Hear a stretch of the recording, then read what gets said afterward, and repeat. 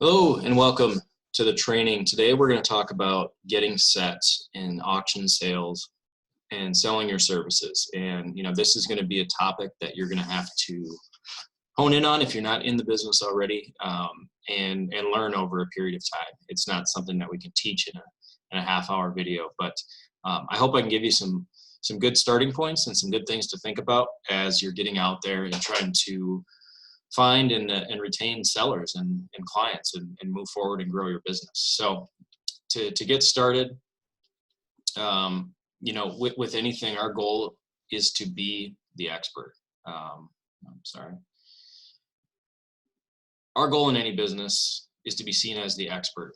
And that's what we want to portray to our clients, to our sellers, to our buyers.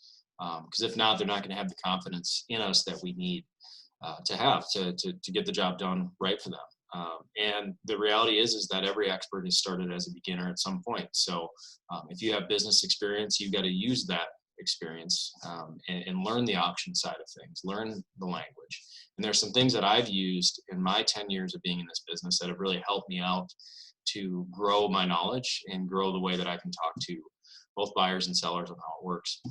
The first, Mike Brandley, is an auctioneer. He's got a blog that is a really good starting point, MikeBrandleyAuctioneer.wordpress.com. I would recommend taking a look at that. I still read it today. I get a couple of emails a week. Really good information, auction specific. It shows you, what people are talking about in the industry. Next, we do have an hour and a half long video with 3 of our most seasoned affiliates that just talks about the sales call and working with sellers. And I would really encourage you to take a look at that. It is 90 minutes long, but it's full of knowledge and information. We do want you to take advantage of us, obviously, and other affiliates. There's a ton of resources out there within our network right now. We have affiliates that have been doing this for 10 plus years. We have some that are experts in coins, baseball cards, equipment, industrial equipment, business liquidations, estate auctions, real estate. We have experts in every single aspect of the business. So just because you might not have the knowledge doesn't mean we can't get you in touch with someone who has that expertise. So there are a lot of resources out there that I would encourage you to take advantage of and start learning that language, start learning what you need to be saying and how you need to have those conversations to be successful. When you're getting into sales situations and really just starting your business, what you're going to want to do is craft that elevator pitch for your business and memorize it. Because if you're not used to having that conversation talking about your auction company, when someone asks you what you do, you're going to be hard pressed to come up with what you're going to say. So we would encourage you to practice something simple. I'm an online owner of an online auction company. We help businesses sell unneeded assets through online auction process. Whatever experience or whatever industry you're going to go after, craft that elevator pitch off of that. How can you help people? How do you help your clients? That's really what people want to know. And get that down so you can, start promoting your business. So in the sales call, our main objective is to identify what problem our seller is having. And then we craft our solution around that. So every seller we know has a problem. And we covered that in previous videos. So what is that problem and how do we get to the solution of the problem? And at the end of the day, our clients, our sellers, they're not buying our services or our products. They're buying the solution. They're buying that empty warehouse. They're buying the satisfaction that comes with dealing with their mother's estate and getting that buttoned up in their life so they can move on, that they can, go to the next step of what's in their life. So that's really what they're buying. We don't buy a premium mattress because it looks good. We buy it for the 8-9 hours of sleep, hopefully, that we can get on it. So that is true in all business, and it's really true here as well. People are buying the solution that we're offering and not necessarily us. So some conversations you're going to want to get ready for and not be caught off guard when you're talking with sellers. What will this sell for? Great question. It's something you're going to get asked over and over again, and it's one that you're going to want to know how to answer. And the answer is here are 3 comparable items that we've seen sold in the last year. This is the price range where we think we can get. So what you're going to want to do is undersell and underpromise and hopefully over-deliver what that price is. So if we have a 2010 Ford F-150 that sold for $5,000 and we have a couple comps in the $5,000 to $7,000 range, we're probably going to tell that seller, we're going to hope to get the $5,000 range for this vehicle. And this is what we've seen. Show them exactly what you've seen. And when we hopefully can sell it for $600 or $7,500, now you've just blown away the estimate that you've already set on the low end. And there's a possibility that it goes for a little bit lower than that as well. And what you're going to want to get across to your clients is you can't be looking at it one item at a time. You got to look at the totality of the project, because some items are going to go way over what you expect and some are going to go a little bit less than what you expect or what you hope for. And, if we're doing our job, the evening out of the entire auction is going to be what they should be looking at. The next question, can I put a reserve on this? You're going to get that a lot. Get that pitch down. We're going to talk about reserves a little bit more in a little bit. What's my liability as a seller? How do you know people will be interested in this? Have you sold this before? These are all questions you're going to want to look at and practice and get ready for when you're out there talking with potential sellers down the road. And the good news is, have you sold this before? It doesn't necessarily have to be you. You can show this auction that closed 3 months ago and show the similar assets that sold on the same platform that you didn't necessarily sell, but we can help you get similar results. We can show you where we marketed a specific auction, how we did it, get similar results for that client. Now, any good salesman will tell you that you're going to do more time listening than you are going to be doing talking, and that's the goal. And how do you get people talking is you have to have questions, and you want to be asking your seller questions to get to the bottom of what that problem is. So, what's the reason for selling? Just flat out ask them, what is the reason for selling? Get right to the crux of the issue. Have they tried other avenues before? Have they had this sitting on Craigslist for 6 months?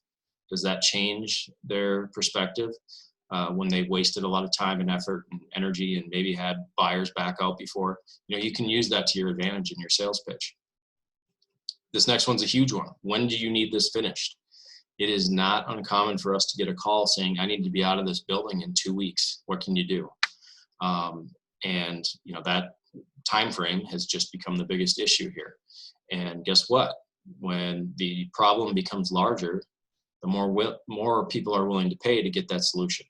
So, we're not looking to take advantage of anyone, but if you're the only one that can handle the project and can do it within that time frame, that you should be paid accordingly for it. Have you thought about selling the blank as well? You're at an estate auction and you just went through the entire house and there's an RV sitting out front. And you ask, well, are we going to sell the RV too? Well, we didn't think about that. I didn't know you sold RVs. Well, actually, we sell quite a bit. Here's 3 that sold in the last year alone. Don't miss out on some of those opportunities to ask, what are you doing about the lawnmowers? What are you doing about the tractors? What are you doing about this? We can handle it all for you, give you one check, take care of it in 2 weeks, 3 weeks, whatever the time frame is, and go from there. What other options do they have? Do they have the option to list it on whatever site for a year and try to get their dream price? If that's the case and they have a dream price and they're trying to use a reserve to get that dream price, that's the direction I would tell them to go. Not necessarily, let's try it first and see what happens, and then maybe you'll put it back on whatever network you're trying to promote it on.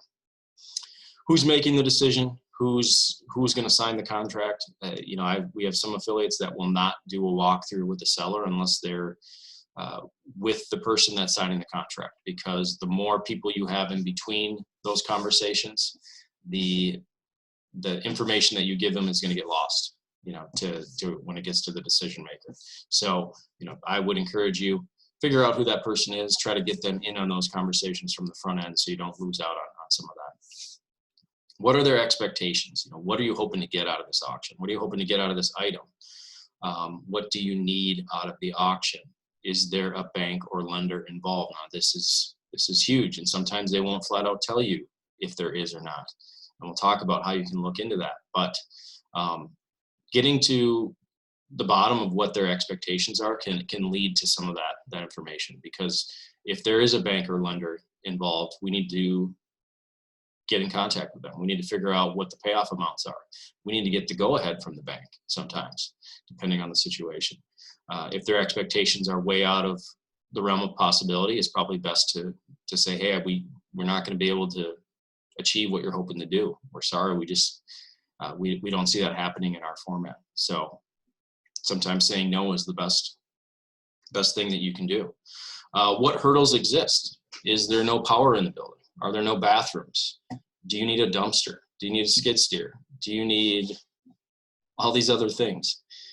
Guess what happens when we don't think about that on the front end? Someone's got to pay for it, and we want that written into the contract before we start working on an auction. So look at those other hurdles. Start asking questions about power, utilities, bathrooms, heat, access to the building, all those things when you're meeting with a potential client or at the seller's location.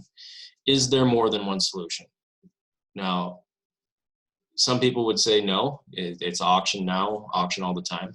That's not necessarily the case.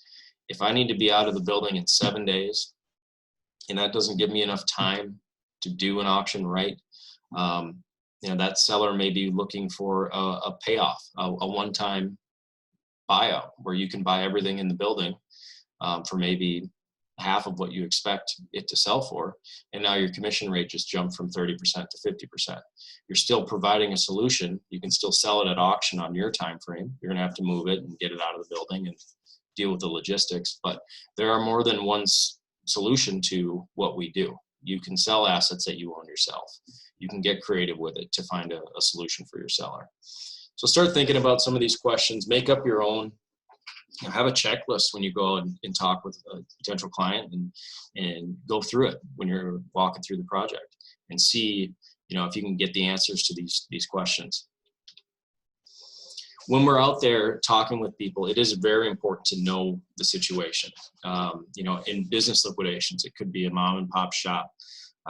It could be someone who's been in business for 30 years. They put their life into this business, and they might not be selling for reasons that they wanted to. It could be forced. It could be health. So just being aware of that and being empathetic to the situation is going to be huge. And that's even bigger in estate liquidations. You're typically dealing with families. There's a lot of connections there. Sometimes we play the role of counselor just as much as we do auctioneer. So I would encourage you, when you're out there, don't see dollar signs. When you see the opportunity to help instead, and show that empathy and show solutions that will help your client and your seller through the process, or through what they're going through, it's going to lead to really good things. And it's not just commission. It's going to lead to good word of mouth. It's going to, goodwill with you and the clients that you serve. So just be aware of situations that you're going into, and know that there could be emotions involved, because there usually are. Understanding seller risks in an auction. Now, there is seller risk in auctions. Why? Because I can't guarantee you that this widget's going to sell for $700. I can tell you we're going to put it in front of thousands of ready and willing buyers, but ultimately they're going to determine the price. So there is a risk to the seller. What we need to do is show them that they're hiring us to minimize that risk, because we have proven results. We have the ability to market this auction effectively. What if no one shows up? What if no one sees it? Or this $10,000 item sells for $47? Well, the reality is it's not. And there's too many buyers out there that are looking at the site every single day. If it's really worth $10,000, there's at least 10 people out there willing to spend $5,000 on it and try to flip it in a week and make $5,000. You add that into the 20,000 plus people that are looking at the site every day, and throw on top of that a marketing plan that we put together to reach the buyer that hopefully needs it tomorrow. We're really minimizing that risk as much as we possibly can.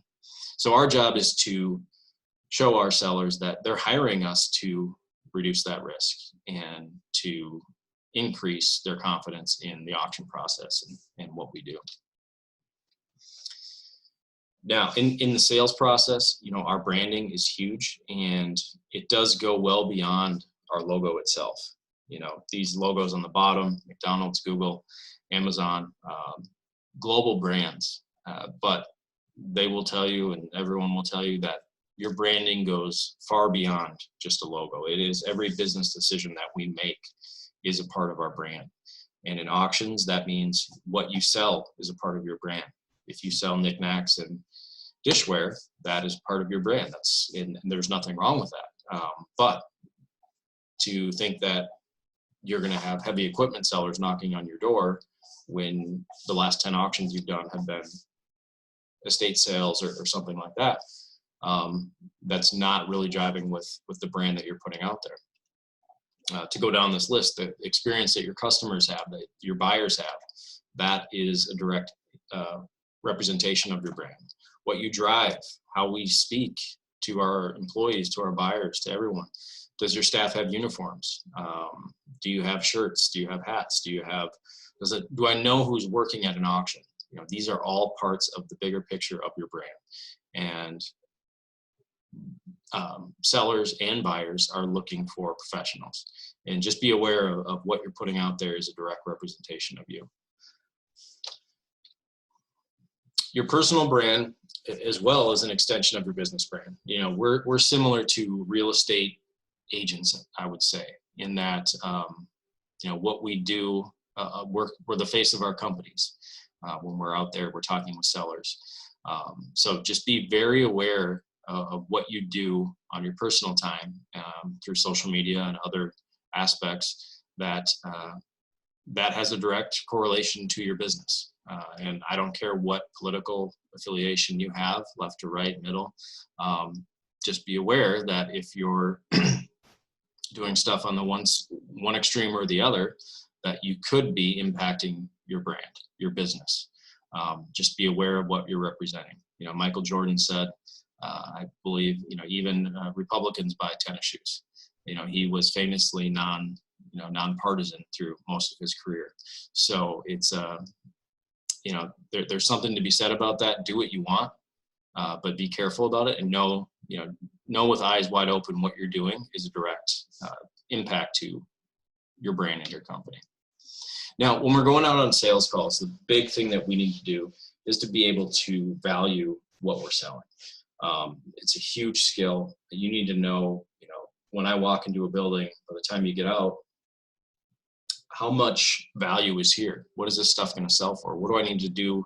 What do I need to charge to make the commission that I need to make to cover myself? So this is a skill that takes time. It takes effort. It takes dedication to learn, but you're going to have to be learning it. And what I've done through my years is I watch the auctions consistently, even if, there might be 20 auctions a night that are closing, but I keep an eye on what skid steers are selling for, what forklifts and other things are selling for. And I can pretty quickly off the top of my head give you a range just from that knowledge, just from watching the auctions close. There's a ton of information on KBIT itself. There's other venues out there, Machinery Trader, Ritchie Brothers, other auction sites. Be careful with eBay and Craigslist. Look for sold prices and not just listing prices. That's the biggest thing. When we're talking with sellers, they're going to look for the highest price out there that's online. And that's not necessarily being sold at that price. So make sure they know the reality and the difference between auction and ask price that some people might be listing on eBay. Kelley Blue Book, NADA, those are other resources as well to look for valuations. Educating about reserves. All right, so the reality is 50% of bidders will not participate on an auction with a reserve, and 50% of items with a reserve won't sell. Our job is to show the results and show the proof of items in the past, know where your seller's at, know where their expectations are at, and know that we can or cannot sell the item at auction for that price. Because if you can't, there's no reason to move forward.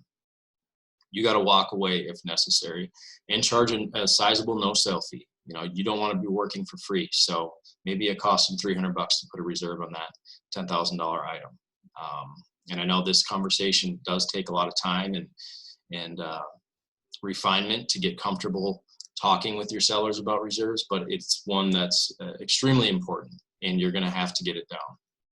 The reality is, our most successful affiliates rarely use reserves. Rarely use reserves, and that's where you're gonna want to be, because if you have to rely on reserves to get jobs, to get auctions, a lot of that stuff's not going to sell. And I've seen it time and time again. It gets into a downward spiral. So avoid them as much as you possibly can. And to show you how we can turn away interested buyers, it's just, here's a few examples here. 3 items, one on the left sold for $14,600, no reserve. One in the middle sold for $9,000, no reserve. The one on the right did not sell at a reserve of $9,900. As you can see, only had 40 bidders watching and only 23 bids placed, and the bidding ended at $7,800. Now, granted, these are not the exact same models, they're not the exact same vehicles, but they're similar, and the ones without reserves had way more participation and ultimately higher ending bid prices. So, you know, are we going to turn away half the interested bidders right away from the beginning by putting a reserve on it? We would advise you not to.